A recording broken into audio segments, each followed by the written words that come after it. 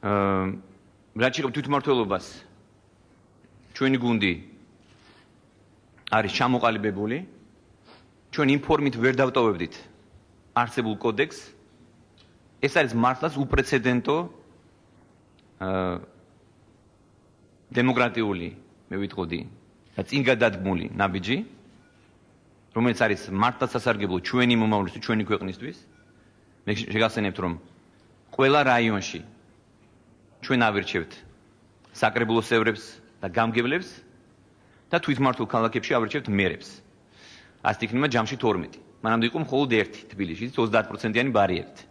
ჩვენ საუბარებთ ბარიერის გაზრდაზე, მომატებაზე, ჩვენ სულს ქალაქის მერები ავირჩიოთ 40%-იანი ბარიერით, უბრალოდ 2/5-ით, რაც ჯამში 40% შეადგენს, ხოლო რაიონებში დაახლოებით 1/3-ით, ალბათ ეს იქნება 33%, რაც გამოდის.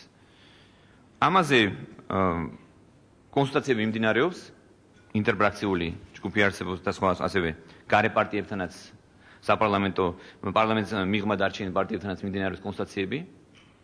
აქტიურად ვართ ჩვენ ჩართულები, ჩვენ ვსურს მაქსიმალური ინფორმაცია მივაწოდოთ ყველა პარტიას. და საზოგადოებას, რომ არავის არ დარჩეს კითხვა. ეს არის ჩვენი მთავარი ამოცანა. და მე ვფიქრობ, რომ ჩვენ ასევე რა თქმა უნდა ჩვენ ქონდა კონსულტაციები ცენტრალურ საარჩევნო კომისიასთან. ჩვენ მათგანაც მივიღეთ დადასტურება იმისა, რომ მათ შეუძლიათ უზრუნველყონ ჩვენს მიერ ჩამოთვლილი ცვლილებების ფარგლებში არჩევნების ჩატარება გაზაფხულზე, ისე როგორც არის განსაზღვრული კონსტიტუციაში. ასე რომ მემართულებით მე პრობლემას ვერ ხედავ, იგივე ევროსაბჭოს დელეგაციას და სხვა ნებისმიერ დაინტერესებულ პირს ჩვენ შეგვიძლია ეს ყველაფერი დავუსაბუთოთ. და მე მგონი ეს გადაჭარბებულია ეს აჟიოტაჟი რაც ატეხეს თითქოს რაღაც მართლაც რაღაც განსაკუთრებული შეფასება გააკეთეს.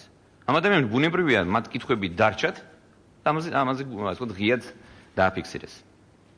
რაც შეეხება თქვენს ბოლო შეკითხვას, ძალიან საინტერესო შეკითხვაა. კეზერაშვილი, ჩემთვის აღმოჩენა იყო მაგალითად.